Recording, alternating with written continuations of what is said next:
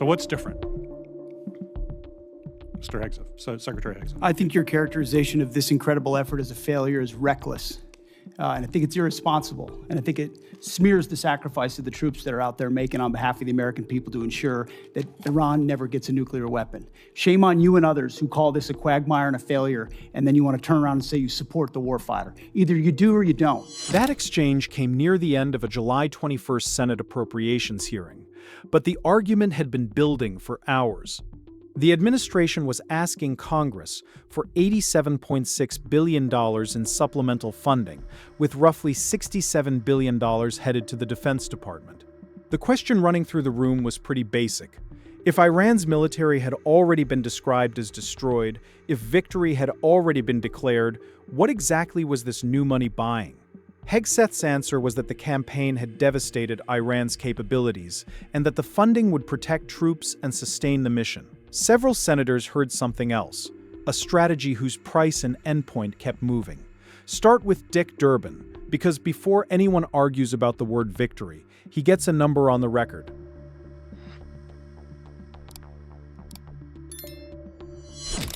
Thanks, Madam Chair. Mr. Secretary, I'd like to ask you to help me reconcile some numbers. It's my understanding that this whole supplemental funding request is $87.6 billion, and most of the funding, $67 billion, is for the Department of Defense. Yet we are told the Department of Defense still has $75 billion in unobligated funding from last year's reconciliation package. Is that true? Roughly correct numbers, yes. So you've left some change on the dresser before you prepared to come for this hearing. What's going to happen to that $75 billion? Well, that 75 is, there's plans and designs on that, part of the rebuild of our military, which had to be undertaken. And so the One Big Beautiful Bill gave us specific avenues. I'd have to get you the exact numbers of what that is left to be allocated. Does it have to do with the war in Iran? No, this is rebuilding our military from what was not funded in the past under the Biden administration. So this is from 2026, One Big Beautiful Bill, which helped move the president's priorities like Golden Dome for America, move away from all the woke priorities of what the Biden administration was pursuing, give us a chance to start cutting these deals on munitions, all the things that the president wanted us to focus on: shipbuilding, hypersonics. I mean, the Biden administration ignored hypersonics. They just decided to pretend like that technology didn't exist and we shouldn't invest in it. There are things. I don't know what Lloyd Austin did for 4 years. I really don't. Well, sure the amount of neglect, the amount of stale thinking and bureaucracy, it was staggering when we took over. So One Big Beautiful Bill gave us a chance to get caught back up. Let me interrupt your speech for a minute, Mr. Secretary. It's my turn to ask questions. I've been listening patiently while you made your presentation. You estimated at one point that the cost of the war in Iran was $29 billion, but then added a caveat that there was a replacement of munitions, for example. Do you have a new estimate about what the war has cost us so far in the 5th month of the first year of this war in Iran? Senator, the estimate we have as of today is $37.5 billion. And is the current activity, which we've been told about, the exchange of fire back and forth in Iran, an indication that that number is going to go up in the months ahead? Some of that number captures additional O&M, mill pay, and other that would be anticipated through the fiscal year. So some of that anticipates what costs would be going out in the future as well. So the new number you've given me is what? $37.5 billion. Senator. And that represents the cost of the war through what period of time?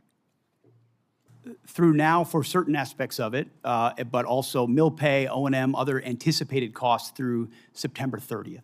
Senator. That $37.5 billion answer matters for two reasons. First, Hegseth says it includes some anticipated costs through September 30th, not only money already spent. Second, it lands inside a hearing about another $67 billion for the Pentagon, even while Durbin points to $75 billion from the prior reconciliation package that hasn't been obligated.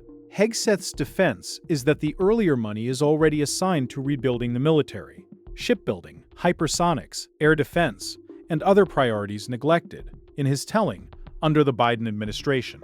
So this isn't an admission that the department has cash sitting unused. Still, it sharpens the problem. Congress is being asked to fund an ongoing war before senators agree on what winning now means. Chris Murphy goes straight at that change in language. Thank you all for being here today. Secretary Hegseth, the American people either didn't want this war from the start or were deeply skeptical of this war because they have seen this country make the same mistake over and over again in wars in the Middle East, and that is to create either unrealistic or open-ended objectives. You said in March that the United States was, quote, on plan to defeat, destroy, and disable all of Iran's meaningful military capabilities at a pace that the world has never seen before. Obviously, as we've discussed here today, that objective has not been achieved and is not going to be achieved. Iran is adept, more adept than even at the start of the war, at hiding their capabilities or repairing after damage we have done. There's an open report that when it comes to their missile sites along the Strait of Hormuz, 30 of 33 are still operational. I wouldn't believe all the open reports, Senator. But I've also heard you say in this hearing that the objectives now seem to be more limited than they were at the outset of the war, that this is about reopening the strait and this is about dismantling their nuclear capability. And the president, of course, has said himself that he thinks Iran has a right to a missile program. So my question is pretty simple. Is it correct that it is no longer a war objective to destroy all of their military capacities? This is what the president has said. Have our goals been simplified to reopening the strait and to getting into a negotiation over a nuclear program? Now, I don't think you have a realistic plan to do either of those things, but I think it's important for us to know what we're funding. Are the objectives much more limited today than they were when you made that statement in March? So I think the objectives have been consistent and clear from the beginning. And I would contrast it to North Korea, where a conventional buildup was used to hide a nuclear capability that eventually evolved to a point where it couldn't be contested. And what Iran continued to do, even after Midnight Hammer, was try to build that conventional capability to dare anyone to stop them from pursuing nuclear weapons. So getting after their conventional capabilities, missile launchers, defense industrial base, their Navy, was all part of it ensuring they can't blackmail us into pursuing a nuclear capability. Laser focused on Iran will never have a nuclear capability. That's the promise the president has made and that he will keep in every way. I think it's important. So it is still a war objective, either through military action or through a diplomatic agreement, to destroy and disable all of Iran's meaningful military capacities, including their missile program. As far as all, when we talked about that from the podium at the outset of this, we were talking about their defense industrial base. And if you look at the metrics of their ability to make more, that it's been overwhelmingly destroyed. Not everything, but overwhelmingly. Now, do they have missiles in underground bunkers because they're a terror state? Sure they do, and we've acknowledged that from the beginning. Yeah, but their capacity is less today than it's ever been as a nation. They obviously have significant capacity to effectively disrupt the entirety of the Middle East and oil flows out of the Middle East, and that's not going to change. Murphy is making a specific comparison between Hegseth's March language and the narrower objectives he hears in July. Murphy cites an open report claiming 30 of 33 Iranian missile sites near the Strait of Hormuz are still operational. Hegseth warns him not to trust every open report, then argues Iran's Navy, missile capacity, and defense industrial base have been devastated even if every weapon isn't gone. That's the strongest version of the administration's case. Destroyed describes a strategic defeat, not a literal inventory of zero missiles. But Murphy keeps returning to the same test. If the original goal was to destroy all meaningful military capability, has the goal now become reopening the strait and preventing a nuclear weapon? Before he yields, he takes the funding argument somewhere much more personal. The Qatari jet. Haifak Hope Ho Have Macjud. Let me ask you one more question. This is a request for supplemental funding because you don't have the funding in your base budget to do what you need to do, which makes questions about the base budget relevant. There's been a lot of attention, Mr. Secretary, on the modernization of a luxury jet that was gifted to the president by the government of Qatar. Reports suggest that maybe as much as $1 billion in your base funding, an extraordinary amount of money, has been used for an upgrade, and the plane is back in the shop for a second upgrade.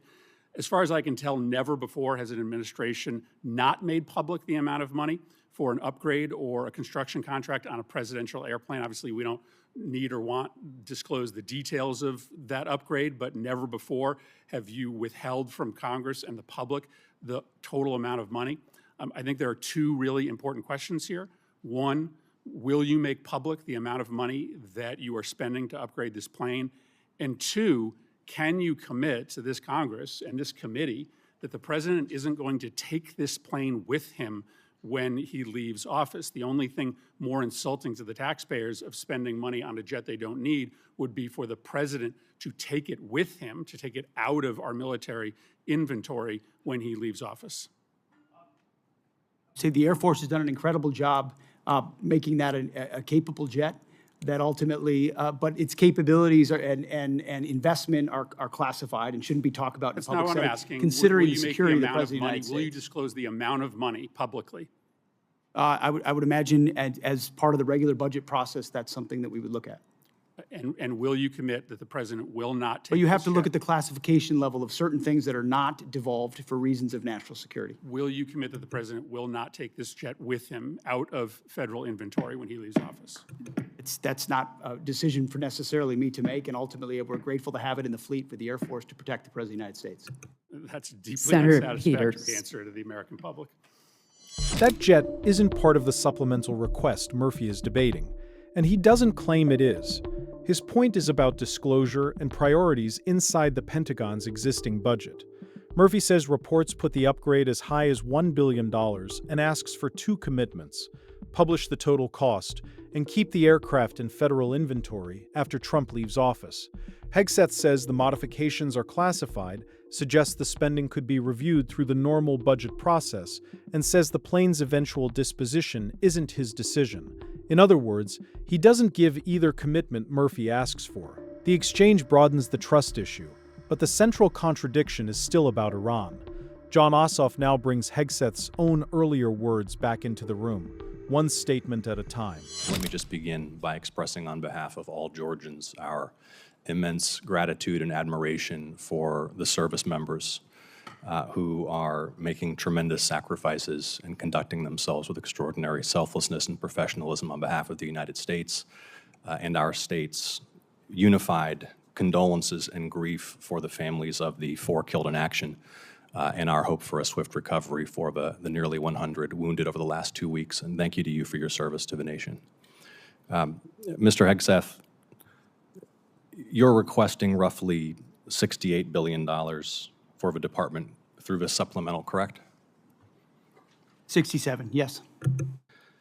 And yesterday, your department stated publicly, quote, U.S. forces struck Iranian military command centers, maritime capabilities, missile and drone launch sites, and air defense systems to degrade Iran's ability to continue attacking commercial vessels. That was a press release from your department. Is that a broadly accurate characterization of ongoing operations?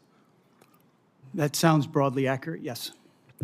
On day 14 of this conflict, Mr. Secretary, day 14, nearly 5 months ago, you stated that Iran's military had been, quote, destroyed and, quote, made combat ineffective. That was on day 14 of the war. Was that an accurate statement? They didn't have a Navy any longer. It was completely sunk. Their missiles were buried underneath a lot of their underground facilities, and their defense industrial base has been almost completely destroyed. So as far as a military assessment of Iran's capabilities, it didn't mean by any stretch of the imagination absolute zero, but their capabilities Mr. Secretary, at the lowest level you they've been in a stated very that long time. on day 14 of this conflict, in the second week of the conflict, you stated that Iran's military had been, quote, destroyed and, quote, made combat ineffective. Was that an accurate statement? Yes or no? Iran's ability to challenge the United States of America at the level at which we're capable of. That's not what I asked you, Mr. Secretary. You said on day 14 Iran's military had been, quote, destroyed and, quote, made combat ineffective. Yes or no, was that an accurate statement? What the American military has Will you done answer to the the question? Iranian military is a historic military Will you defeat, answer the and question they're under ineffective oath? in that context. 3 weeks later, you declared victory. That was now nearly 4 months ago. 3 weeks after you'd already said Iran's military was destroyed and combat ineffective, you said, quote, Operation Epic Fury was a historic and overwhelming victory. you said Iran's military had been rendered, quote, combat ineffective for years to come. And you stated we had, quote, achieved every single objective. Were those accurate statements? It certainly was, on behalf of the men and women in uniform, a historic military victory over Iran. Had There are Iran's other- military been rendered, quote, combat ineffective for years to come? That was They a had statement that you made 160 4 months ago. They had 160 naval vessels You need in to the answer Blue the Water questions, Navy, Mr. and they're gone. Secretary. Their You Air said- Force you is said 4 months completely ago. combat You ineffective, said and they don't 4 have a months defense ago. industrial base. Excuse So me, Mr. describe to me a country Secretary. that doesn't have an Air Force, a Navy, or a defense industrial base, and Mr. I will describe to Secretary. you a country that does not have an effective Mr. military. Secretary, you It stated- can lob missiles. Got Mr. it. Secretary, you stated missiles, 4 but it's months not a ago combat that effective Iran's military. military had been rendered, quote, combat ineffective for years to come. Has Iran's military been, for the last 4 months, combat ineffective? It's been set back not just years, but likely decades. You considering stated we it had, can't quote, build at the level it did before, and not you even stated close. we It doesn't had, mean it quote, doesn't have capabilities. Mr. Secretary, you stated we had, quote, achieved every single objective. Was that an accurate statement 4 months ago? The main objective of this was to ensure that Iran never gets a nuclear weapon. Their main sites were obliterated. We're watching over them, and we're holding them that issue. If they don't give them up at the table, there's other ways we can take them away. Early in the conflict Iran will on never day have a 3, nuclear Mr. weapon. Secretary, early in the conflict, day 3, you said one of those core objectives was to, quote, destroy the missile threat, and as you restated on day 5, to, quote, obliterate Iran's missiles and drones. Those were clearly and repeatedly stated core objectives of the campaign, which 4 months ago you declared had been completed victoriously with every single objective achieved. Were those objectives achieved 4 months ago? No one ever stated that every single missile was gone. Ultimately, combat ineffective means they're not able to dig them out of their UGFs and shoot Had at the us. missile It threat doesn't mean they been don't defeated have 4 underground months facilities ago? where they put missiles in them and hold on to them because they're the world's largest state sponsor of terrorism. So we never expected they would stop having capabilities to shoot. The question is at scale against an opponent like the United States of America, which went toe-to-toe with them, and Iran couldn't. And You cannot stated on handle it. March 8th, day 9 of the war, on 60 Minutes, you assured the American people of Iranian surrender. Does that remain your prediction? Ultimately, Iran will never have a nuclear weapon to threaten the United States of America. That has been the objective, and it remains so. So just to review, you will not answer whether your statement made on the 14th day of the war that Iran's military had been, quote, destroyed and made combat ineffective was a truthful statement to the American people as you sit here and ask for tens of billions more The for the conflict. senator's time has Had a expired. historic and effective military campaign against the largest state sponsor of terrorism. Won't and will answer the ensure they question. never Senator get a nuclear weapon, Peters Senator. is recognized. Ossoff's method is different from Murphy's. He doesn't ask Hegseth to define a new objective. He reads back the old declarations: destroyed, combat ineffective, victory, and every single objective, then asks whether each was accurate. Hegseth rejects the premise that those phrases meant Iran possessed no ships, missiles, or underground facilities. He says the campaign set Iran back years, perhaps decades, and keeps the nuclear program under pressure. Ossoff treats that as a retreat from what Americans were told months earlier. Neither man concedes the other's definition. By the time Gary Peters is recognized, the disagreement isn't technical anymore. It's about who bears responsibility when troops are still in danger after leaders say the war has been won. Peters puts that accusation directly on Hegseth, and the hearing stops sounding like a budget review.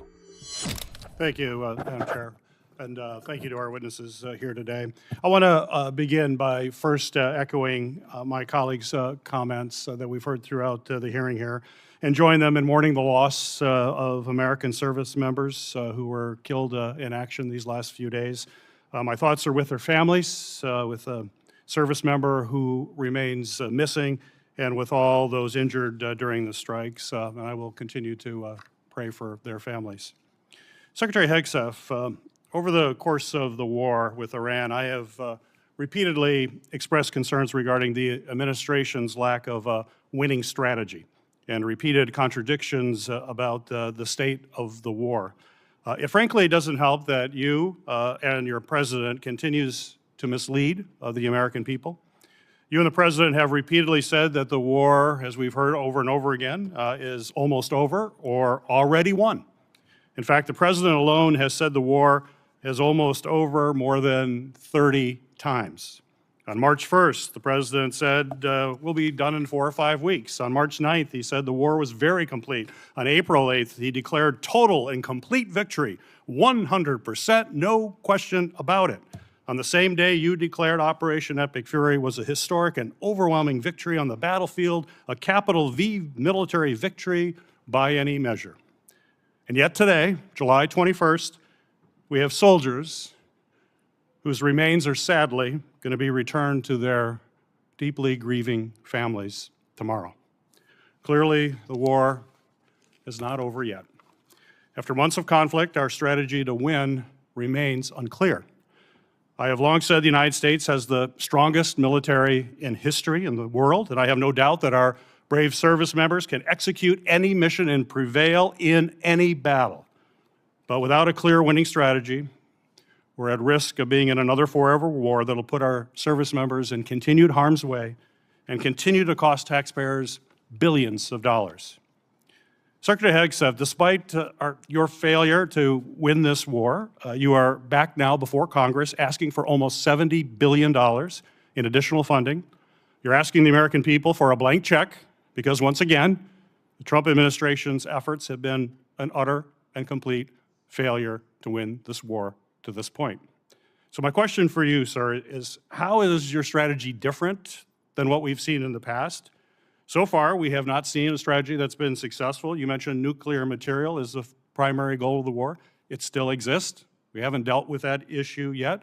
You talk about the destruction of missiles, and yet the missiles that we saw hit recent targets are actually somehow more lethal, more deadly, more maneuverable than what we have seen in the past. So they're obviously improving their munitions. The Strait of Hormuz is still closed, reminding everybody it was open before the war. Prices were lower for everybody until the war, and it still remains closed. And of course, tragically, people, service members, our warfighters, who we care deeply about, are still dying. If you listen to my comments, you would have heard me say how amazing our warfighters are. I heard failure. And the word heard, I heard exactly what you said. I will tell you how I use the word failure, because I use the word failure to their leaders. You, sir, are the failure, not the men and women who are on that front line, not the men and women who hold up their honor with distinction. But if there's a lack of a winning strategy, they're in harm's way. Their leaders have failed them. And that's what's happening. We have political leadership. You don't have a strategy. You don't have a long-term plan to actually win this war. Win the war. The men and women are going to be able to do it, but they need to have leadership. When will you show leadership? Of course we have leadership. When will you show leadership? Why don't you show some leadership and stand up to your fellow Democrats who won't fund the troops, who stand and play partisan politics while you don't give us the money? You want to stand up here and talk about the troops? You won't show any political courage to actually fund our department because you have Trump derangement syndrome and can't actually commit to anything meaningful. So I put this on you, Senator. Secretary Hegseth, you have trillions, you have over $1 trillion, you're asking for $1.5 trillion. It's not a question of money, it's a question of leadership and understanding what it takes to actually win. Political cowardice of Democrats who won't fund the troops. Listen to where that ends. Peter says the failure belongs to political leaders without a winning strategy, not to the troops carrying it out. Hegseth answers that Democrats can't claim to support those troops while refusing the money the department says it needs, and he accuses Peters of Trump derangement syndrome. That is the choice Congress is left with: treat the supplemental as necessary support for an unfinished mission, or demand a clearer objective before adding tens of billions more. The record here is testimony under pressure, not an independent audit of battlefield conditions, so the disputed numbers remain attributed to the speakers who made them.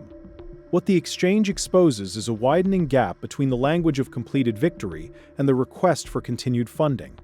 Subscribe for more hearing breakdowns and tell me, would you approve the $67 billion request